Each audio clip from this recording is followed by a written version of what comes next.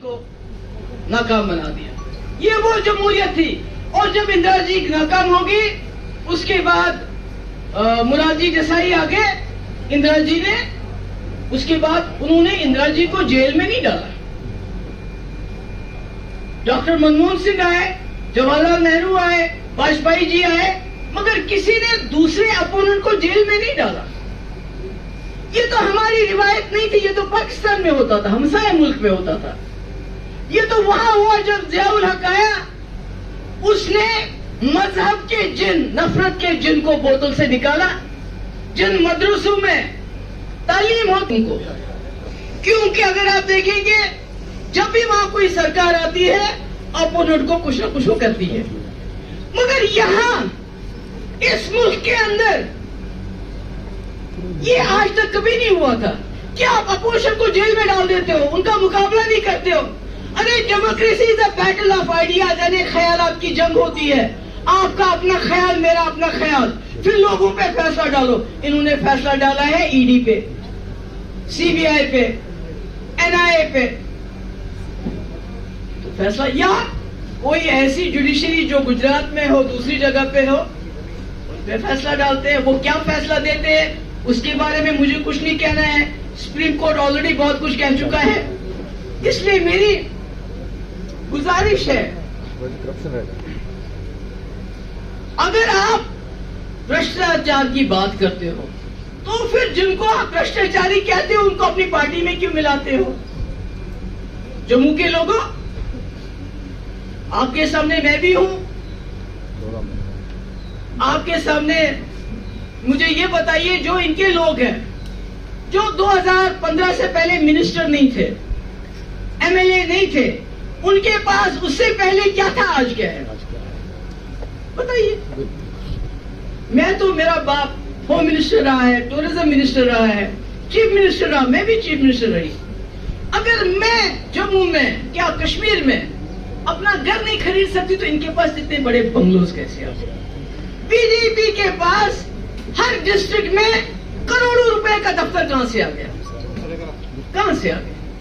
ये आपका पैसा है, ये भ्रष्टाचार का पैसा है, ये रफाई का पैसा है, ये जो अमेरिका से ड्रोन खरीदने वाले हैं उसका पैसा है, ये आपके टैक्स का पैसा है जो ये खर्च करते हैं एमएलए और एमपीज को खरीदने के लिए, सरकारें गिराने के लिए। आपको सोचना पड़ेगा।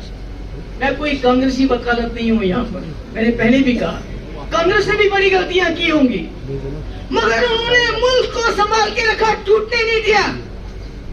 उन्होंने हमसाया मुल्क में गड़बड़ हुई उसको तोड़ा, पर अपने मुल्क को तोड़ने नहीं दिया।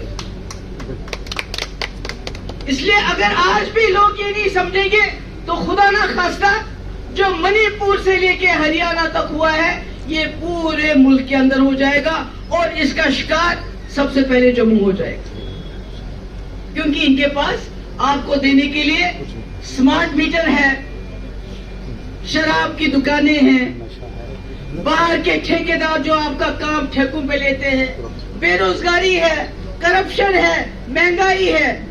इसके अलावा इनके पास आपको देने के लिए कुछ नहीं है। अब असली गोली क्या है? हिंदू मुस्लिम, हिंदू मुस्लिम, हिंदू मुस्लिम। और बदकिस्मती से कुछ ऐसे यहाँ पर लोग हैं जो उसका प्रोपगेशन करते हैं। बाकी मैं जम्मू के लोगों को जानती हूँ।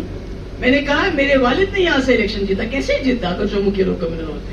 कश्मीर में हालात खराब हो गए तो जम्मू के लोगों ने न सिर्फ कश्मीरी पंडित बल्कि मुसलमानों को पनाह दी। मगर पता नहीं क्या हो जाता है, भाइयों बहनों, औरंगजेब हो, बाबर हो, समझ नहीं आता, ये मुझे समझ नहीं आता। और सबसे बड़ी बदकिस्मती जो है वो ये है कि हमारा मीडिया, मेन स्ट्रीम मीडिया, अब तो यूट्यूब पे भी चले गए ये लोग। आपने देखा जब आप एडवर्टाइजमेंट देखता है इनका बेटी पढ़ाओ बेटी बचाओ, मगर जब उनका मेंबर पार्लियामेंट हमारी बच्चियों का, पहलवान बच्चियों का, उनके साथ गलत करके सीना तान के चलता है, तब वो एडवर्टाइजमेंट याद नहीं आता। उसपे अरबों रुपए खर्च होता है, बाथरूम से लेके हवाई जहाज तक एडवर्टाइज है कि नहीं? बाथरूम में तो नहीं होनी चाहिए थी फोटो इनकी, वहां भी लगा के रखी, क्या करें? ये बड़ी मुसीबत। मेरे कहने का मकसद है जो मीडिया है जो वॉच डॉग होता है, जिसका काम होता है नजर रखना। अन्ना हजारिया कभी कामयाब नहीं होता अगर मीडिया उसका साथ नहीं देता। राहुल ने इतनी बड़ी यात्रा चलाई, मेन स्ट्रीम मीडिया कहीं नहीं था, आज भी मेन स्ट्रीम गायब। क्यों? क्योंकि जो बड़े बड़े उद्योगपति है, ये मीडिया सब उनका है। इनको तनख्वाह से काम, बेचारों को ये क्या करेंगे? इनको वहीं से डायरेक्शन मिलती है कि शाम को 9 बजे हिंदू मुस्लिम, इसके बगैर कुछ नहीं करना है। कुछ मुसलमान किराएदार रखे हैं इन्होंने, दाढ़ी वाले, और कुछ हिंदू लोग जो आपस में टीवी पे झगड़ा करवाते हैं।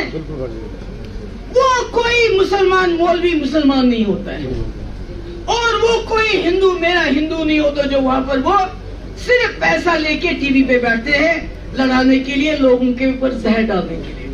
इसलिए मैं अपने वर्करों को, आपको मैं कहां से जबान लाऊं, मैं आपका शुक्रिया अदा करूं।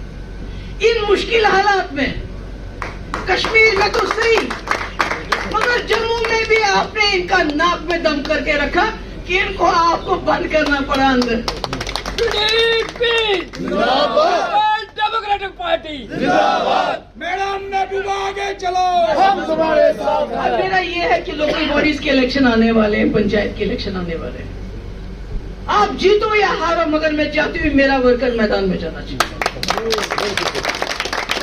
जो भी जीत के आएगा वो पूरे अपने इलाके के काम कर सकता है।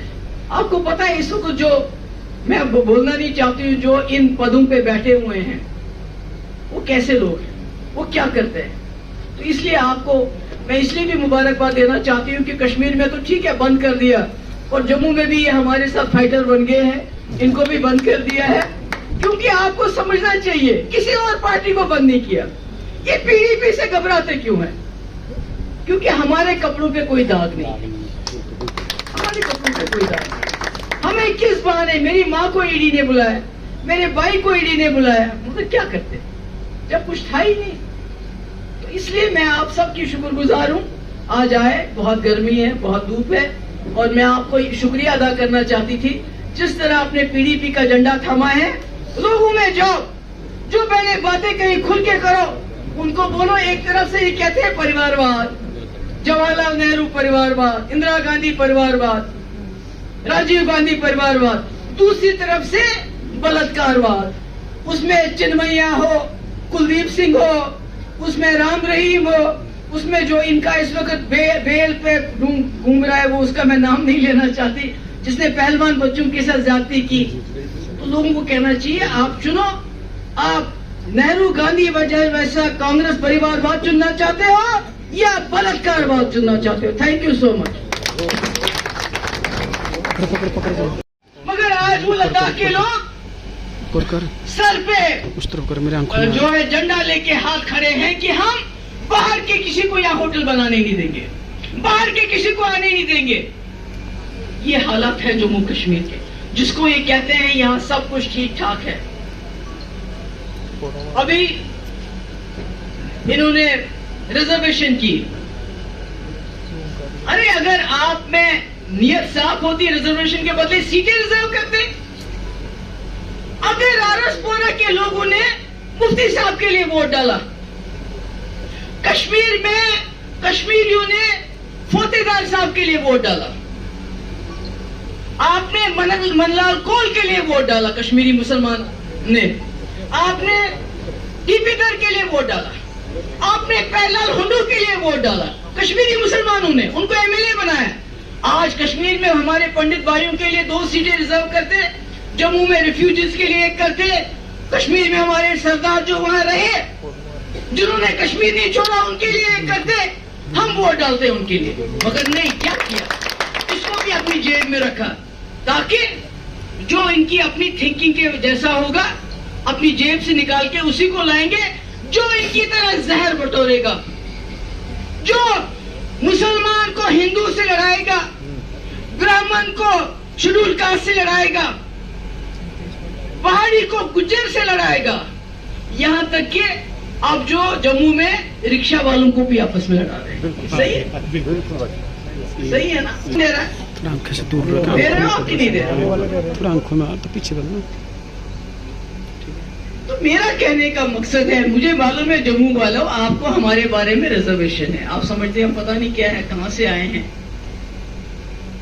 मगर अपने मुस्तकबिल के बारे में सोचो।